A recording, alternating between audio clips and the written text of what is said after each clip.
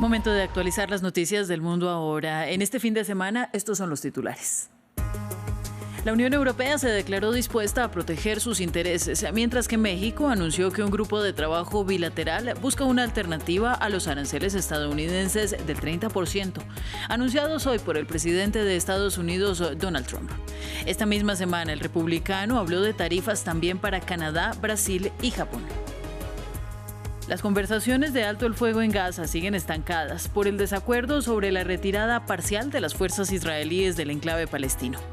Mientras tanto, Israel mató hoy a 24 personas que intentaban obtener suministros en un centro de la llamada Fundación de Ayuda Humanitaria. Y Rusia lanzó una nueva ofensiva este sábado con un ataque masivo sobre el oeste de Ucrania, usando más de 620 drones y misiles que dejó 6 muertos. Posteriormente, Moscú reportó otro bombardeo sobre Kharkiv. Y el canciller ruso se reunió en Pyongyang con Kim Jong-un, buscando mayor apoyo en la guerra.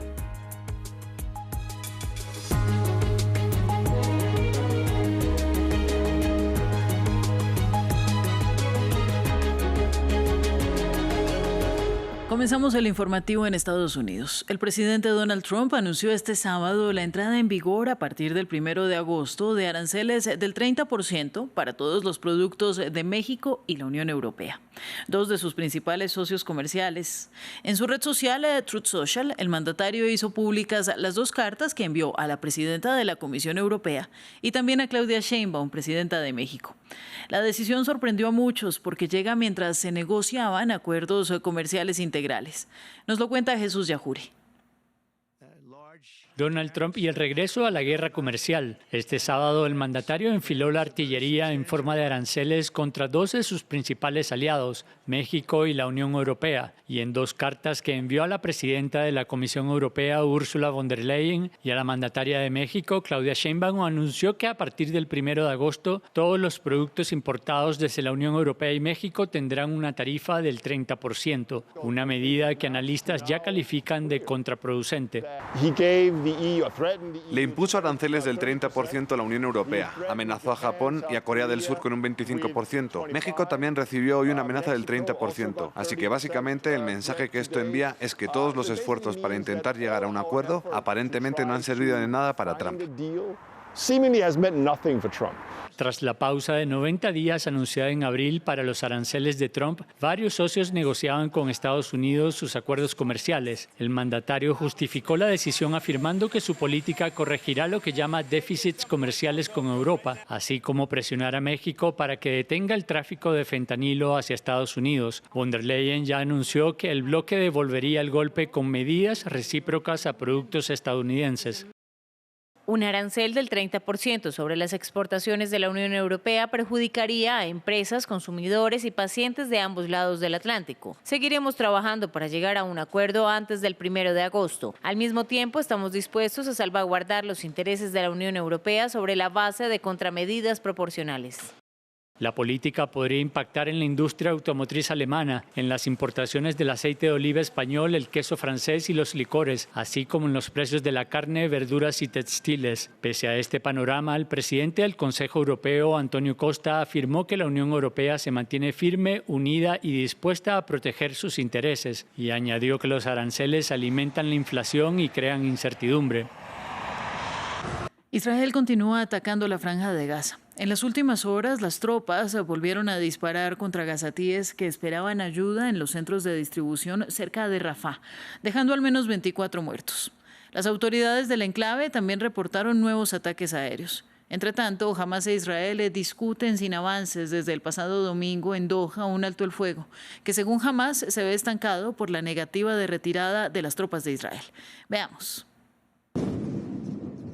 La Franja de Gaza golpeada de nuevo por las bombas israelíes. Los ataques tuvieron como objetivo la ciudad de Deir el-Balah, en el centro del enclave, así como este campo de desplazados más al sur. Un proyectil cayó en medio de las tiendas. Dijeron que Al-Mawasi es una zona segura, así que nos sorprende ver que se ha convertido en una zona de ataque, una zona de muerte. Hoy aquí mismo ha habido varios ataques matando a personas en las tiendas. Además del ruido, anoche hubo bombardeos continuos sobre Khan Yunis y los niños no podían dormir.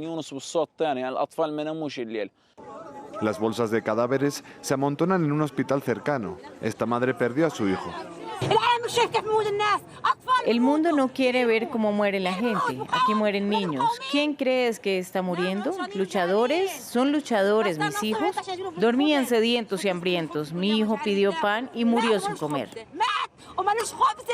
Decenas de personas murieron durante la noche y primeras horas del día en el enclave palestino. El ejército israelí ha anunciado que ha atacado 250 objetivos en las últimas 48 horas, incluidos supuestos puestos de francotiradores y depósitos de armas. Mientras tanto, los negociadores discuten una tregua en Qatar. Hamás exige la retirada de las tropas israelíes, condición rechazada por Israel, que desea conservar el control de al menos el 40% del enclave. Desde finales de 2023, más de 57.800 personas han muerto en la franja de Gaza, según las autoridades sanitarias, que estiman que más de la mitad eran mujeres y niños. Irán planea cooperar con el organismo de control nuclear de la ONU a pesar de las restricciones impuestas por su parlamento. Lo declaró el ministro de Asuntos Exteriores iraní Abbas Araghchi, pero enfatizó que el acceso a sus instalaciones nucleares bombardeadas planteaba problemas de seguridad. Una nueva ley estipula que cualquier inspección futura debe ser aprobada por el Consejo Supremo de Seguridad Nacional, el máximo organismo de seguridad de la República Islámica. Nuestra cooperación con el Organismo Internacional de Energía Atómica no se ha detenido. Por supuesto, adoptará una nueva forma, lo cual es completamente natural dada la realidad sobre el terreno y los acontecimientos que se han producido. En cualquier caso, es un hecho que nuestras instalaciones nucleares han sido atacadas militarmente. La proximidad a estas instalaciones ahora presenta diversos riesgos. Existe un grave riesgo de propagación de materiales radiactivos. Existe un grave riesgo de explosión de municiones sobrantes de la guerra. Vamos a Ucrania porque Rusia lanzó un nuevo ataque masivo con más de 620 drones y misiles contra el oeste del territorio. Al menos 6 personas murieron y otras 14 resultaron heridas en medio de los bombardeos en Chernivtsi, que también afectaron gravemente Lviv y Lutsk. Posteriormente, Moscú reportó un nuevo ataque sobre Kharkiv. En terreno diplomático, el presidente Volodymyr Zelensky llamó a sus aliados occidentales a enviar más que señales, mientras que el ministro de Exteriores de Rusia se reunió en Pyongyang con el líder norcoreano Kim Jong-un en un encuentro en el que discutieron estrategias de cooperación bilateral y con el que Sergei Lavrov estaría buscando más soldados para que combatan del lado ruso. Agradecemos sinceramente a los líderes de la República Popular Democrática de Corea, a todo el personal militar, soldados y oficiales que demostraron un excelente entrenamiento de combate y realizaron una contribución fundamental a la justa causa de liberación de los territorios rusos. En otros temas, Francia y las fuerzas políticas de Nueva Caledonia, reunidas desde hace 10 días cerca de París para intentar trazar un futuro institucional para el territorio, firmaron un histórico acuerdo este sábado por la mañana. El pacto prevé la creación de un Estado de Nueva Caledonia dentro de la República Francesa. A continuación, un repaso de lo que sabemos del acuerdo y de los años de negociaciones. Un acuerdo considerado histórico fue alcanzado entre el gobierno francés y los representantes de Nueva Caledonia, que entre otras cosas establece el estado de una Nueva Caledonia dentro de la República Francesa. El ministro francés de Ultramar saludó inmediatamente. El gran compromiso de los socios de Nueva Caledonia que han optado por el valor y la responsabilidad. Además de la creación del Estado de Nueva Caledonia, el acuerdo prevé también una nueva nacionalidad caledonia y una transferencia gradual de ciertos poderes soberanos, como la diplomacia, la seguridad y la justicia. Otros puntos del documento son una reforma electoral e institucional y un pacto para reactivar la economía. Cuando hace 10 días Emmanuel Macron inauguró la última cumbre con el gobierno y representantes de las fuerzas políticas de Nueva Caledonia, las expectativas eran altas, tras años de negociaciones infructuosas desde 1988 y poco más de un año después de los disturbios mortales de mayo de 2024. Me he comprometido a no forzar esta reforma en el contexto actual y que nos demos tiempo para calmar los ánimos y reanudar el diálogo hacia el acuerdo global. Afin de permettre l'apaisement, la reprise du dialogue en vue d'un accord global. Todo esto en el marco de una profunda fractura entre independentistas y seguidores del status quo sobre el futuro institucional de su territorio. Desde el tercer referéndum de 2021, boicoteado por los independentistas, la situación política en el archipiélago estaba congelada y el diálogo se había roto, con posiciones irreconciliables por ambas partes, particularmente en lo que se refiere a la composición del cuerpo electoral. Dicho eso, el acuerdo alcanzado el sábado no es definitivo. Aún debe ser ratificado por el Parlamento francés y en el territorio. Esto podría resultar difícil, sobre todo con el independentista Frente de Liberación Nacional, Canaco y Socialista, que celebrará un congreso a finales de la próxima semana. Una mochilera alemana que desapareció en el interior de Australia Occidental a finales de junio fue encontrada con vida el viernes. Carolina Wilga, de 26 años, había abandonado su automóvil tras quedarse atascada y se perdió intentando llegar a una carretera. La mujer sobrevivió bebiendo agua de lluvia de los charcos. A continuación, los detalles. 12 días después de desaparecer en un área remota de Australia Occidental, la mochilera alemana Carolina Wilga fue milagrosamente encontrada con vida. Una motorista que pasaba por allí encontró a la joven de 26 años cerca de una reserva natural el viernes por la tarde, a 24 kilómetros al oeste de donde había abandonado su vehículo. La policía informó que estaba con picaduras de mosquitos, pero en buen estado de salud tras el calvario por el que había pasado, en una zona donde en la noche las temperaturas rondaban los 0 grados. Carolina se presentó agotada, deshidratada y hambrienta. Tenía heridas leves como cortes y contusiones. Carolina fue trasladada en avión de vuelta a Perth hacia las 5:30 de la tarde, donde está recibiendo más asistencia médica. Wilga había sido vista por última vez el 29 de junio entrando a una tienda de la ciudad de Beacon, a unos 250 kilómetros al norte de Perth. La mujer abandonó su coche tras quedarse atascado en un terreno accidentado. En su búsqueda participaron helicópteros y aviones que sobrevolaron la poco poblada región de Whitbelt de 155.000 kilómetros cuadrados. Aunque la policía celebró la valentía y resistencia de la joven alemana, también dijo que su supervivencia se debió a la suerte, algo que la propia Carolina ha reconocido. Sí, mira, ella todavía está en la incredulidad de que era capaz de sobrevivir. En su mente se había convencido a sí misma de que no iba a ser localizada. Quiero decir, ya sabes, 11 días ahí fuera significativo. Así que estoy segura de que llegó a un punto en el que pensó que nadie vendría. Según la policía, Carolina Wilga llevaba 2 años recorriendo el país como mochilera y había estado trabajando en explotaciones mineras de Australia Occidental. Legisladores demócratas de Florida visitaron una zona remota de los Everglades este sábado 12 de julio.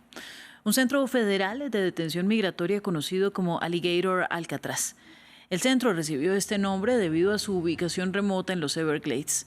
Es un vasto humedal subtropical repleto de caimanes que, según un funcionario de Florida, ofrece barreras naturales que requieren una seguridad mínima. Los demócratas criticaron la infraestructura y la calificaron de precaria y cruel para la detención de los indocumentados previo a su deportación. En otros temas, el expresidente de Bolivia, Evo Morales, exigió al Tribunal Supremo Electoral que habilite su candidatura para los comicios del 17 de agosto. El exmandatario aseguró que la institución podría enfrentar problemas legales si continúan bloqueando su aspiración, porque estarían incumpliendo una orden judicial. Yo debo estar habilitado en este momento por Pambol. Les pido públicamente que me habilite. Ahora que se sabe cómo pagaron 30.000, 170.000 para eliminar, ¿no? para redactar resoluciones. Usted sabía por demás. Si Evo está habilitado, ¿no? Y yo pido que me habiliten, respetando el artículo 202.6 de la Constitución Política del Estado. Tiene que cumplir el Tribunal Supremo Electoral. La UNESCO incluyó este sábado los megalitos de Karnak y las orillas de Morbihan en su lista de Patrimonio Mundial. Se trata de una superficie de unos 1.000 kilómetros cuadrados en la Bretaña francesa, apodados el Stonehenge francés. Están formados por más de 3.000 piedras talladas a mano de diferentes tamaños, cuyo origen y propósito siguen siendo un misterio. El lugar recibe la visita anual de unos 300.000 turistas, según la UNESCO, y constituye un testimonio excepcional de la sofisticación técnica y la destreza de las comunidades neolíticas, que les permitieron extraer, transportar y manipular piedras monumentales y tierra. Y vamos a cerrar con los deportes porque ya se definió la final femenina de Wimbledon. Iga Swiatek destrozó a Amanda Anisimova por 6-0 y 6-0, sellando así su 6º Grand Slam. Esta es la final más desigual en 114 años de torneo. La polaca, octava en el ranking mundial, dominó el partido desde el primer momento y se alzó con la victoria en tan solo 57 minutos. Una sorpresa, ya que se esperaba que la estadounidense Anisimova, cabeza de serie número 13, fuera una dura prueba tras derrotar a la número 1 del mundo, Aryna Sabalenka, en semifinales. Hasta aquí las noticias, quédense en France 24.